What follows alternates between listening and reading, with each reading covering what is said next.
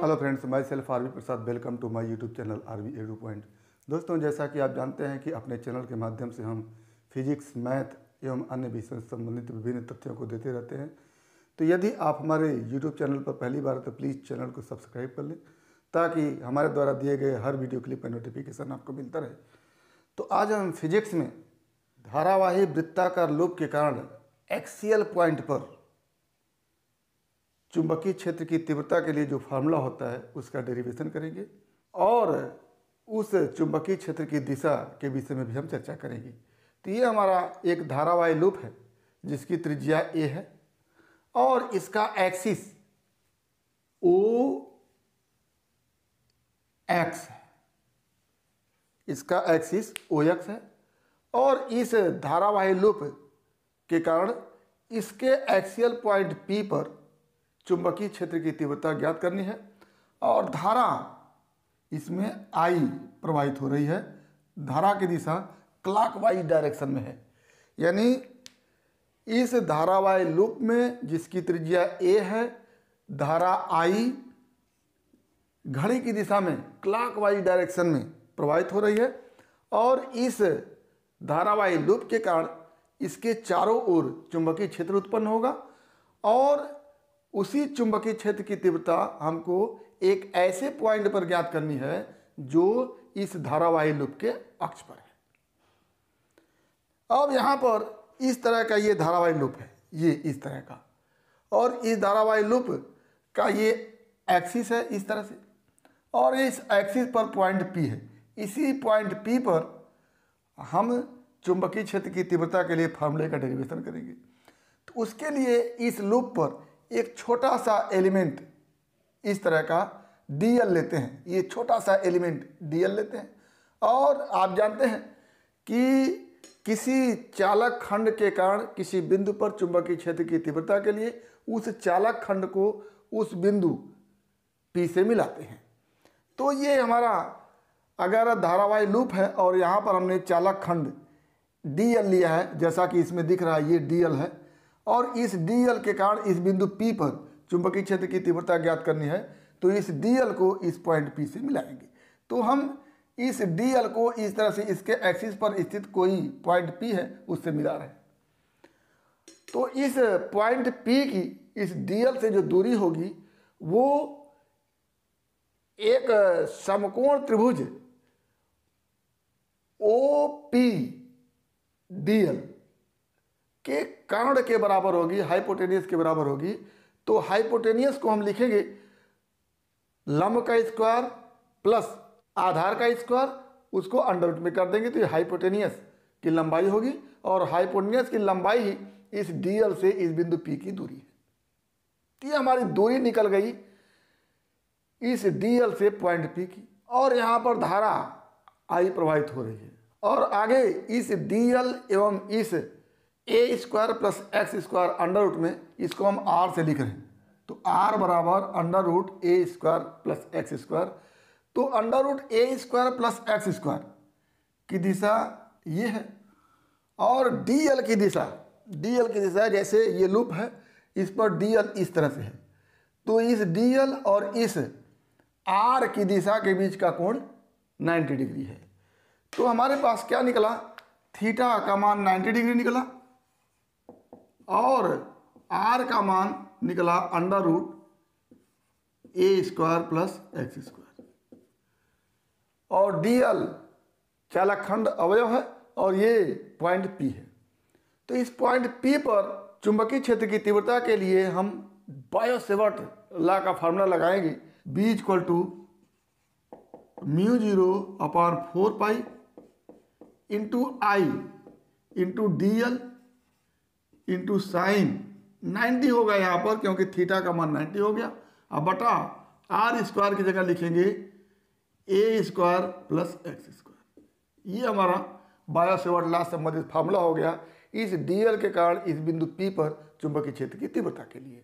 तो पहले कुछ लिखते हैं। तो क्या लिखेंगे कि प्रस्तुत चित्र में यह त्रिज्या का एक धारावाही लूप है जिसमें प्रवाहित धारा I है जिसकी दिशा क्लॉकवाइज घड़ी की दिशा में है। धारावाही लूप के अक्ष पर बिंदु P है जहां पर चुंबकीय क्षेत्र की तीव्रता ज्ञात करनी है।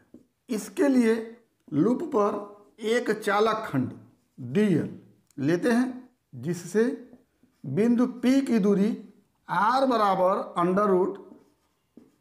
√a² प्लस x² होगी तथा इस dl से r के बीच का कोण 90 डिग्री होगा।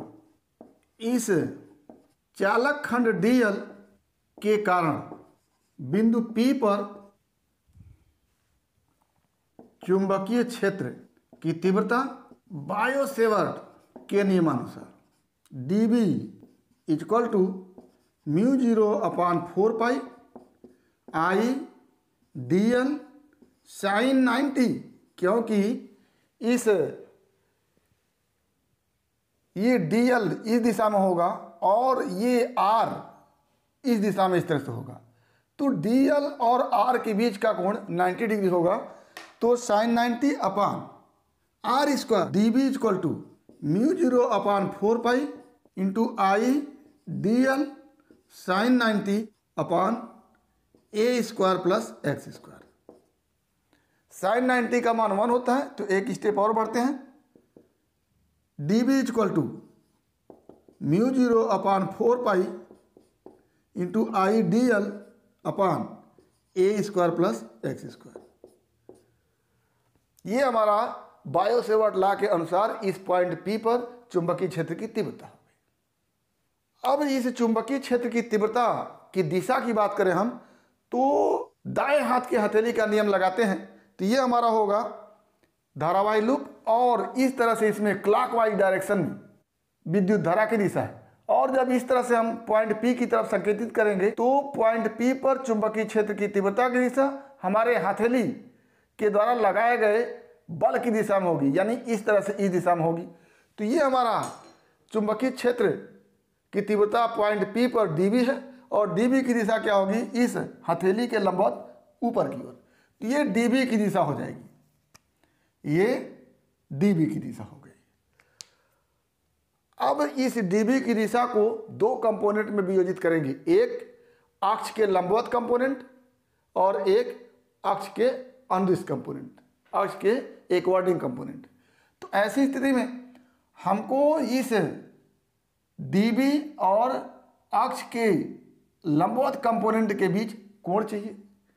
तो इस कोण का मान अगर देखेंगे तो थीटा आएगा। कैसे आएगा, अगर मान लेते हैं ये कोण अल्फा हो, अभी मान लेते हैं अल्फा हो, तो ये अल्फा प्लस ये पूरा angle beta equal to 90 degree होगा, क्योंकि इस पर ये dB परपेंडिकुलर है।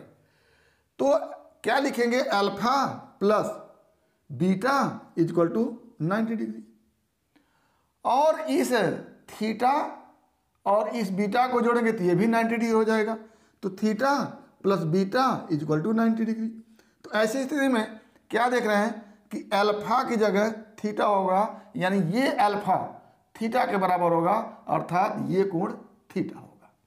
अब ये कोण जब थीटा हो गया तो ये कंपोनेंट जो अक्ष के परपेंडिकुलर है उसका मान dB cos थीटा होगा और ये कंपोनेंट जो अक्ष के अनुदिश होगा उसका मान dB sin थीटा होगा। यानी dB cos थीटा इस अक्ष के लंबवत कंपोनेंट है और dB sin थीटा इस अक्ष के अनुदिश कंपोनेंट है।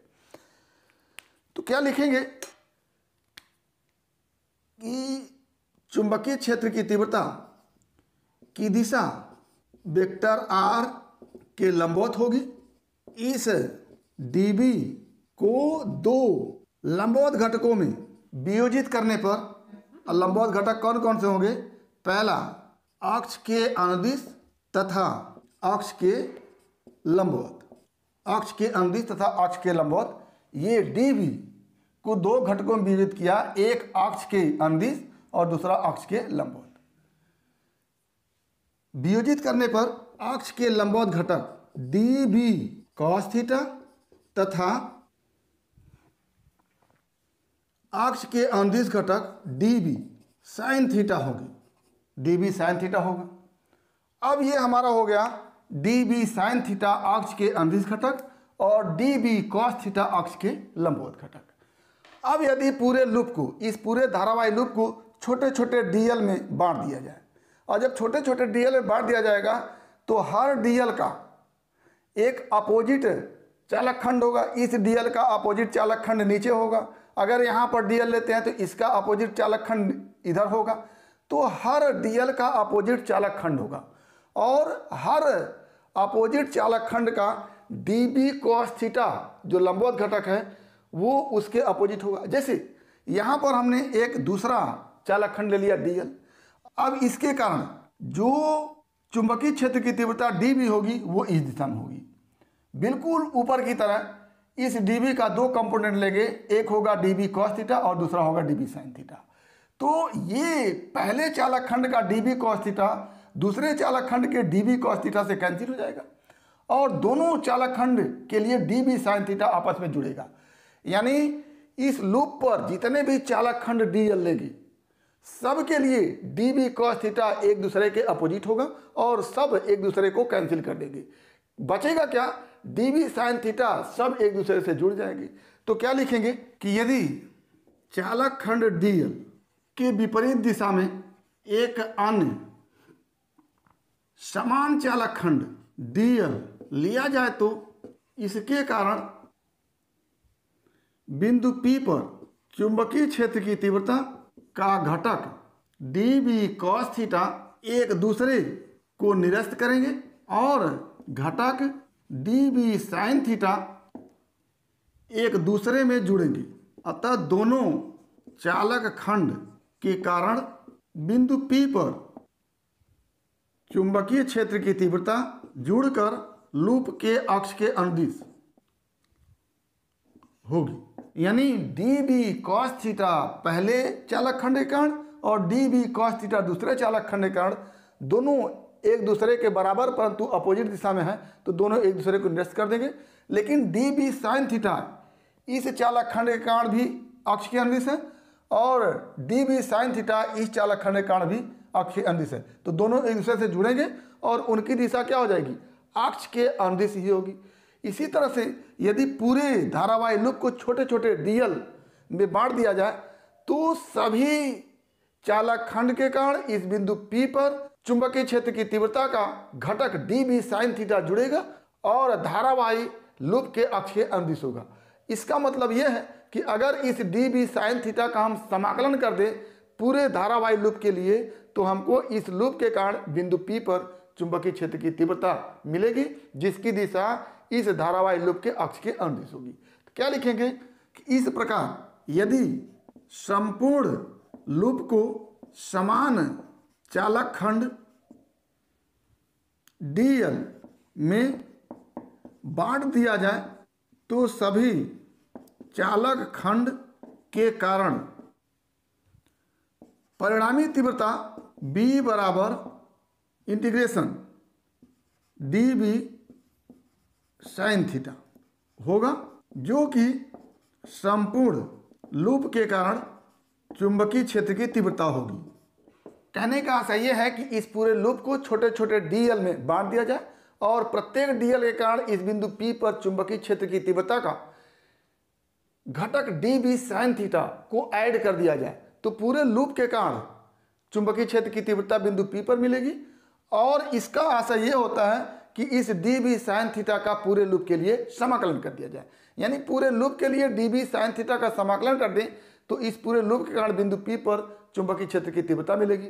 अतः पूरे लूप के कारण P पर चुंबकीय क्षेत्र की तीव्रता B बराबर integration D B sine theta. अब यहाँ पर हम डी बी का मान रख देंगे तो क्या हो जाता है? implies that B is equal to integration mu 0 upon 4 pi I D L by A square plus x square sine theta. ये हो गया। अब यहाँ पर डी एल को छोड़ करके सब कांस्टेंट है, mu 0 upon 4 pi I A square plus x square sine theta पूरे के पूरे कांस्टेंट है, तो उसको हम बाहर निकाल सकते हैं। तो क्या हो जाएगा?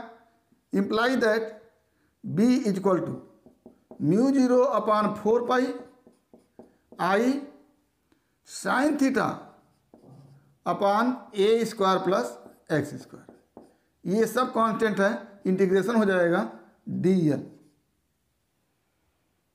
अब साइन थीटा का मान हमको पुटअप करना है, तो ये एंगल भी थीटा है और इसके लिए ये परपेंडिकुलर है और ये हाइपोटेनियस है।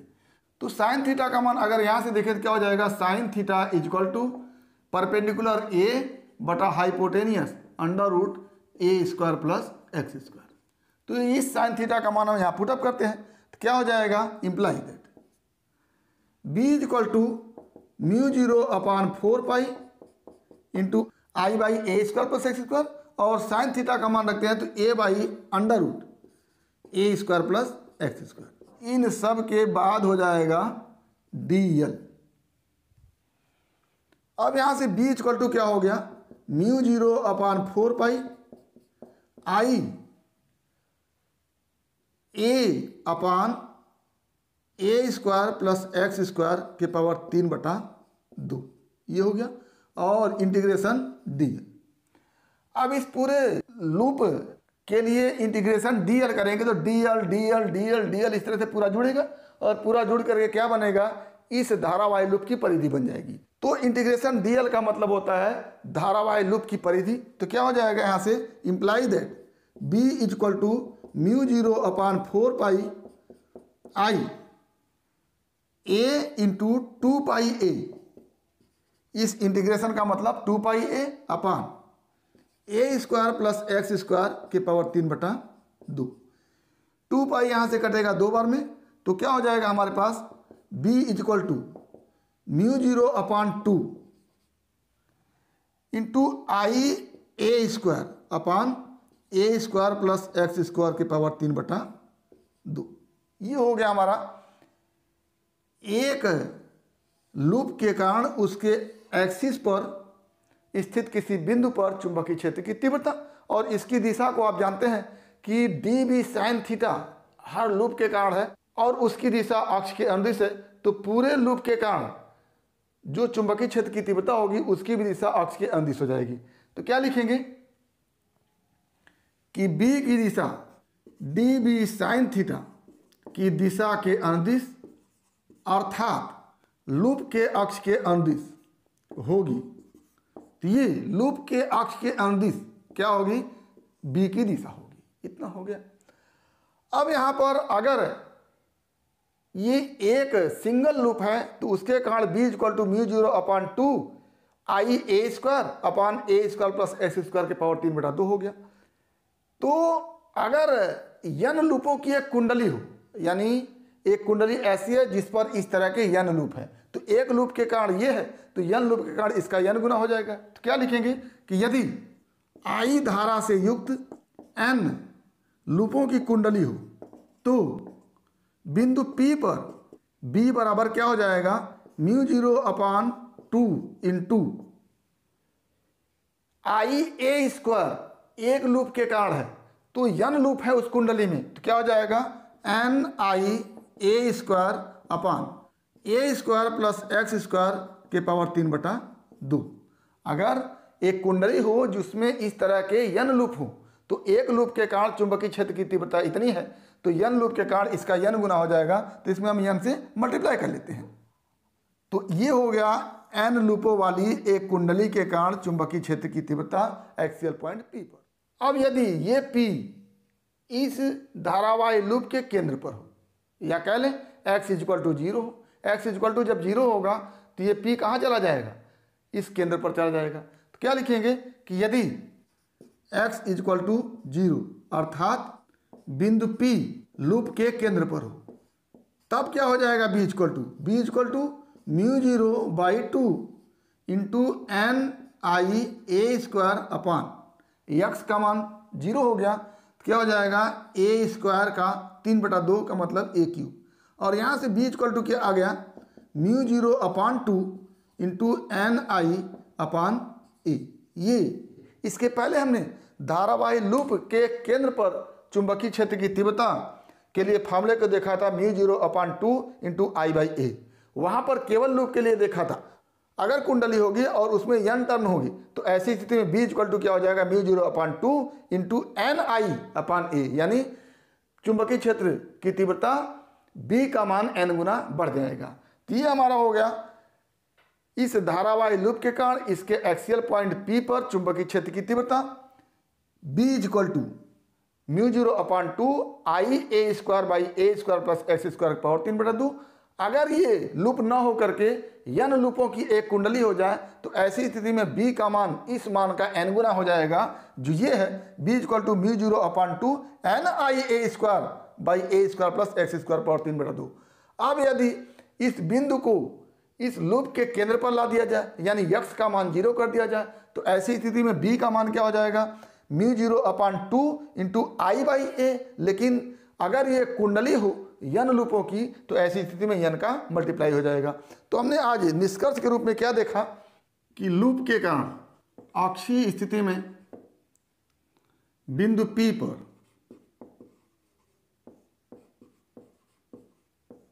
b equal to μ0/2 Ia² plus x² की पावर 3/2। अब दूसरा, n लूपों वाली कुंडली के अक्षीय स्थिति में बिंदु P पर b equal to μ0/2 into Nia² plus x² की पावर 3/2। ये देखा। और यदि ये बिंदु P इस लूप के केंद्र पर हो, यदि P लूप के केंद्र पर हो तो b इक्वल टू क्या हो जाएगा, μ0/2 इंटू I/a। ये तीसरा हो गया। और यहीं पर यदि ये कुंडली हो n लूपों की और उसके केंद्र पर देखना हो तो चौथा क्या हो जाएगा, n लूपों वाली कुंडली के केंद्र पर b इक्वल टू क्या हो जाएगा, μ0/2 Ni/a। तो ये हमारे कुछ फॉर्मूले रहे इस धारावाही लूप के कारण एक्सियल पॉइंट P पर चुंबकीय क्षेत्र की तीव्रता के लिए, और इस n लूपों वाली कुंडली के एक्सियल पॉइंट P पर चुंबकीय क्षेत्र की तीव्रता के लिए, और इस लूप के केंद्र पर चुंबकीय क्षेत्र की तीव्रता के लिए, और n लूपों वाली कुंडली के केंद्र पर चुंबकीय क्षेत्र की तीव्रता के लिए। तो ये हमारा धारावाही लूप के कारण विभिन्न स्थितियों में चुंबकीय क्षेत्र की तीव्रता का फॉर्मूला रहा। उम्मीद करते हैं कि टॉपिक आपको समझ में आया होगा। अगर इसमें किसी प्रकार की समस्या है तो आप हमारे YouTube चैनल के कमेंट बॉक्स में कमेंट करके अपनी समस्या का समाधान करेंगे।